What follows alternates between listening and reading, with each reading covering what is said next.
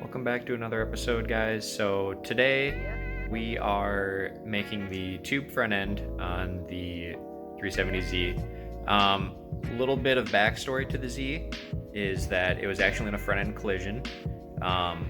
It had a fair amount of the factory crumple zone actually fold in.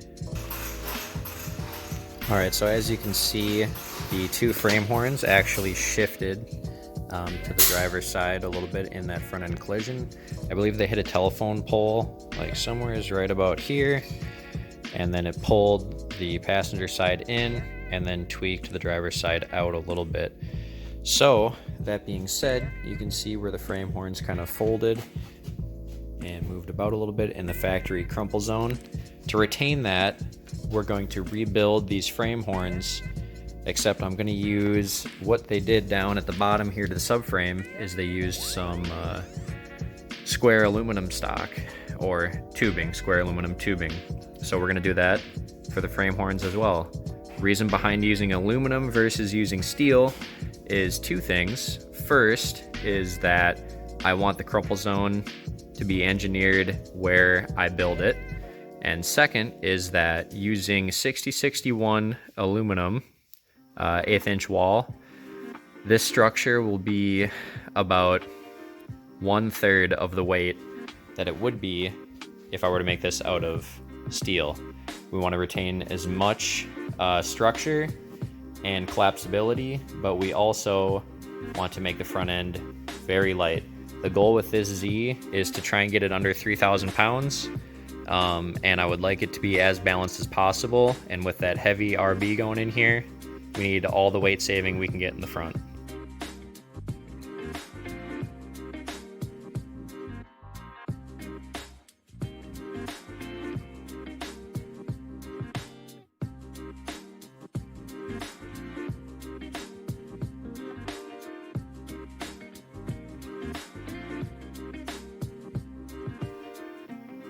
All right, now that we got those cut off, we're gonna go ahead and do some CAD, or as I like to call it, cardstock assisted design.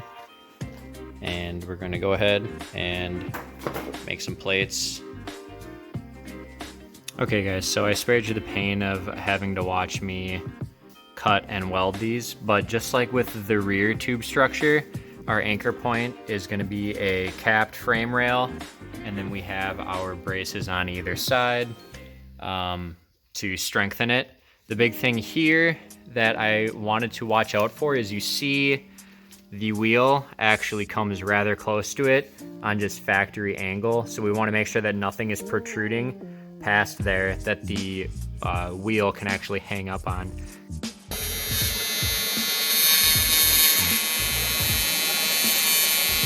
Went ahead and made the new frame horns. This was pretty easy to do. I just used some 1/8 inch aluminum plate and then some 2" by 2" 1/8 inch wall aluminum square tubing. Welded them together to make our frame horns. And then I actually will show you guys what I'm gonna do for the tube front. We put a little pad here, and this is threaded actually so that this bolt can just go right in here. The only tricky part with this was making sure everything was level, because the ground isn't level. You can kind of see the little mock-up piece right there. Had to make sure that everything was sitting flush and level. Always make sure that you zero your angle finder on a known point of the chassis so that you have one reference point. That way we can get this all nice and square. The next step is that put some pads in up on the shock towers.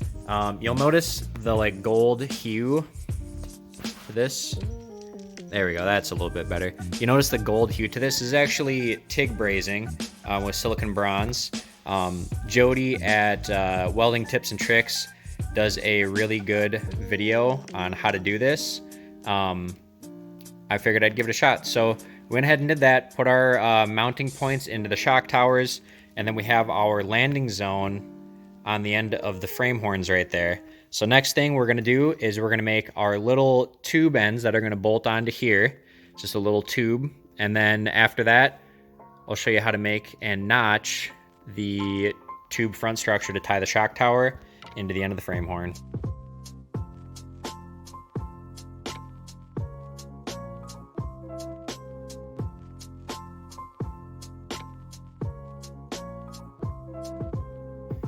All right, so as you can see, we have the mounting pegs made to connect the shock towers down to the end of the frame horn.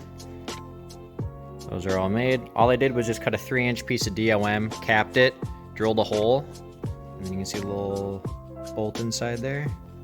Goes right through to the plate. The plate itself is threaded, so it's gonna be really easy to take the whole front end of this car apart. Okay, so we have one side done, connecting the 2 pegs that bolt to the actual frame structure and the shock tower.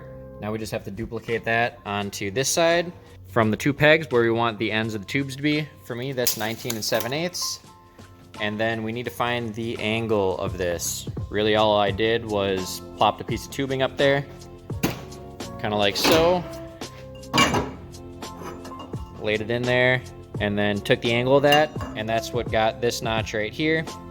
Once we did that, I just kind of marked and notched to get this side to fit up. As you can see, this one was definitely cut too short. So trial and error sometimes.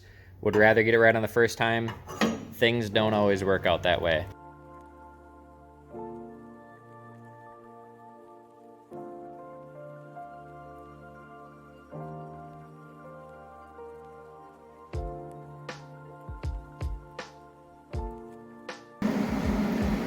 All right, so there we have it, folks. All finished up on the, I'll call it a modular tube front. Again, basically what we did was the car was in a front end collision. We rebuilt the frame horns out of aluminum to save weight in the front, help with weight ballast. And then we just reinforced it with normal tube front structures. The only difference here between this and like other common drift cars where you just weld it to the frame horn and weld it to one end of the shock tower is that we have aluminum and we're trying to connect DOM, mild steel, so we just had to get creative, bolt it, and in turn we created a factory style crumple zone, saved weight, and made this entire front end of the car very serviceable. Moving forward, we're going to cap the ends of the frame horns here, and then I will build the front bash bar off of that. We'll make all the mounts for like the intercooler, the bumper, the headlights, all that stuff is going to be mounted off of this structure right here. So in the event of needing to pull the motor or do any sort of major service to this vehicle, all I'm going to have to do is unbolt from the shock tower on either side, and then the 4 bolts that hold the frame horn on, and the entire front clip of the car should come right off. Obviously we'll have to undo intercooler piping and stuff like that. But yeah, should be 6 bolts and the entire front of the car will just disconnect. That's the idea that we're going with here, as well as retaining some factory crumple zone and try and save the rest of the shock tower rigidity and this cast aluminum front subframe too. I don't really want that to be taking any more shocks than it has to. Thank you guys for watching. If anyone has any questions, feel free to message me.